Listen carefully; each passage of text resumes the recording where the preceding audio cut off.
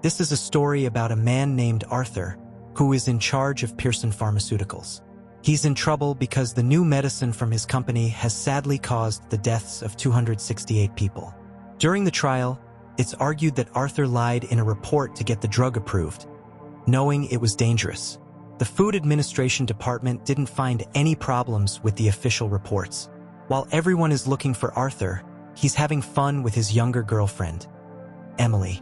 Arthur thinks his lawyers will win the case easily, but Emily is not happy about what's happening. She wants to leave the town for a few days, but Arthur says no. Emily gets really angry because she thinks the older man is always bossing her around. Then Arthur goes to his company and tells his lawyers to drop the case right away. When he gets home that evening, the house is empty. Emily is gone. Arthur is very sad. Then, he receives a message from an unknown number. It says that someone has taken Emily and there is a picture of her with her hair cut off. They told him to meet Octavia Gallery at 1 p.m. or he would never see his wife again. Worried, Arthur hires private detectives to look for her.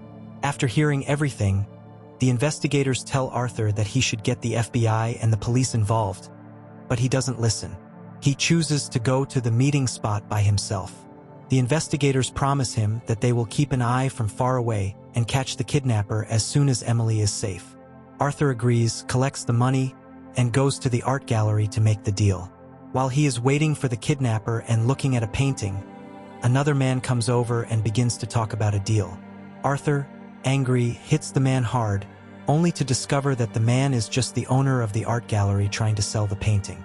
The kidnapper never came, just messing with Arthur. Arthur is very upset. The story goes back 1 week earlier, focusing on a lawyer named Ben Cahill.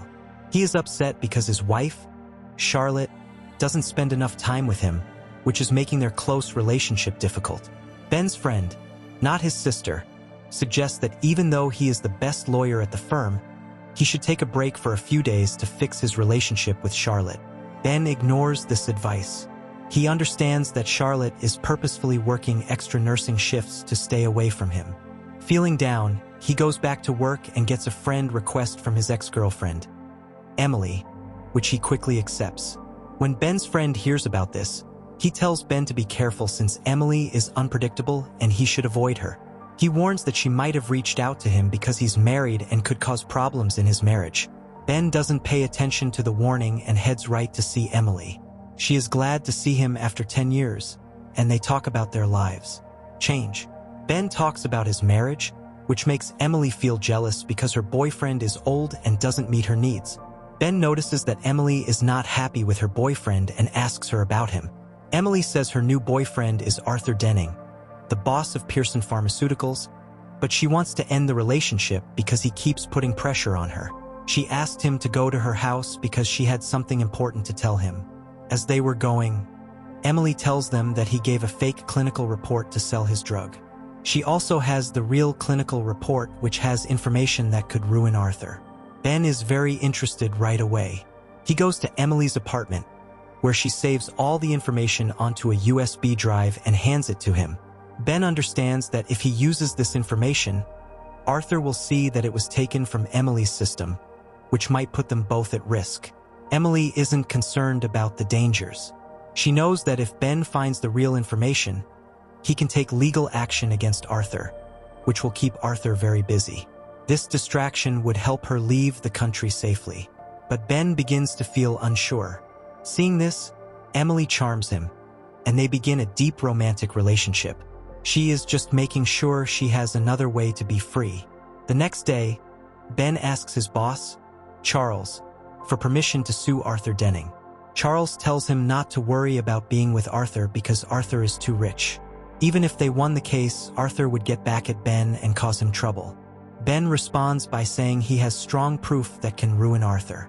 Ben then shares that he has gotten the clinical report for Arthur's new medicine. Curious, Charles lets Ben go ahead, and Ben quickly begins getting ready for the trial with his team. Ben's best friend warns him again and tells him not to take the case. He says Arthur is a strong man whose lawyers will make things very difficult for Ben, and Arthur will do whatever it takes to hurt both Ben and his wife, Charlotte. Ben doesn't pay attention to this advice. The next day, Ben tries to make up with Charlotte by taking her to a club. While he was there, a man approached Ben and threatened him. He told Ben to drop the case or else his life and his wife's life would be in danger. Ben is scared because he understands that this man is probably a killer sent by Arthur. Even though he's scared, Ben won't give up. When he comes back to Charlotte, he is surprised to see her talking to Emily. Ben understands that Emily is telling him she has done what she promised, and now he needs to take down Arthur to complete his part of the deal. Ben is stuck and can't get out. If he fights, Arthur will hurt him. If he gives up, Emily will mess up his marriage. He leaves feeling angry. At the same time, Emily pays a man to hurt her face and then takes pictures of her injuries. We find out that no one really kidnapped her. She set up everything as a way to get away from Arthur. Ben's boss, Charles, encourages him to put aside distractions and concentrate fully on the case, explaining that one mistake could harm the company. Arthur's lawyers are now ready to go. Ben tells Charles not to worry because they have strong proof that they'll win. That evening, Ben goes to Emily's house to talk about the case, but he finds her dead. At first, it seems like she killed herself, but Ben believes someone else did it. Ben is so shocked that he leaves without calling the police. He goes home and tells Charlotte everything. Emily was his former girlfriend, and they had been seeing each other secretly without Charlotte knowing. He says he was only doing it for the situation. Charlotte is really angry and blames Ben for caring more about his job than their marriage. Ben, who wanted her to feel sorry for him, feels crushed when Charlotte tells him that he will always be blamed for Emily's death. We have a weird feeling that Charlotte knows about Emily's death and is keeping something secret, which we will understand later. Ben, desperate to cut all connections, quickly reaches out to his hacker friend. His main goal is to fix the situation by deleting Emily's social media accounts to remove any links to him that the police might find. Shortly after, Ben goes to an important meeting with the company's lawyers. Arthur Denning shows up unexpectedly and suggests a private deal to avoid taking the big pharmaceutical case to court. Ben is unsure. Arthur sounds sure of himself, showing he thinks Ben might be involved with Emily or might know about her death. Ben understands that saying no to the deal would make Arthur angry, and Arthur could blame Ben for Emily's death. So, Ben decides to accept the deal. Arthur will give the company $400 million. Ben comes home feeling very sad.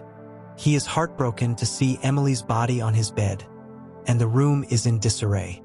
He understands that someone is trying to blame him for her death, probably Arthur. At that moment, the police show up, making Ben run away. The police discover Emily's body and think Ben is to blame. Ben understands that it was all a plan to take him down. Ben puts on a hoodie and visits his best friend.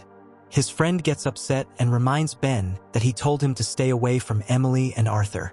Ben's friend gives him a gun and tells him he is on the run and should get out of the city. Ben doesn't listen to the advice, grabs the gun, and heads to Arthur's house. He points the gun at Arthur and asks for a new deal. He will give Arthur all the proof about Emily if Arthur stops the accusations against him. Arthur just smiles and teases him. He tells Ben that he has two wrong ideas. First, he did not have Emily killed, and second, he did not send the man to scare him at the club. Ben is really confused. Arthur explains that he truly loved Emily and agreed to the $400 million deal only because of her. He says that if he wanted to hurt Ben, Ben and his wife would already be gone. Ben walks away confused, still thinking about who set him up. Suddenly, the killer who scared him at the club shows up and quickly knocks Ben out. When Ben gets up, he is inside a church. The killer has taken Charlotte, and this makes Ben very scared. He anxiously questions the killer about why he killed Emily. The killer explains, "I didn't murder Emily. I just moved her body to your house and made it look like you did it." The killer keeps looking at Charlotte, hinting that she is involved in Emily's death. Then, the killer stabs Charlotte in the shoulder, seriously hurting her. Angry, Ben sees a chance to go after the killer. They fight hard, and Ben is able to defeat the killer and hit him in the head badly. Ben quickly takes Charlotte to the hospital to get help, but he leaves when he spots a policeman. He calls his hacker friend, tells him what happened, and his friend suggests that he should leave the city. Ben tells his friend that he found a laptop close to the person who committed the crime. The laptop has locked files, and he needs his friend's help to unlock them to discover who is really in charge. After some persuading, the friend manages to unlock the files, and it turns out that the real mastermind is Ben's boss, Charles. Ben goes to see Charles and asks angrily why he had Emily killed. Charles is confused. He says he only set Ben up, but he didn't kill Emily. Ben doesn't trust him. He says that he killed the person Charles sent and has strong proof that Charles set him up using Emily's blood. Ben finds out that Charles was secretly working for Arthur and was intentionally losing cases to help him. Charles starts to get worried, but then the police show up to arrest him because Ben had already given them all the proof before he arrived. While being arrested, Charles takes an officer's gun and kills himself, choosing to die rather than go to jail. Now that Charles is dead, all the blame on Ben is gone.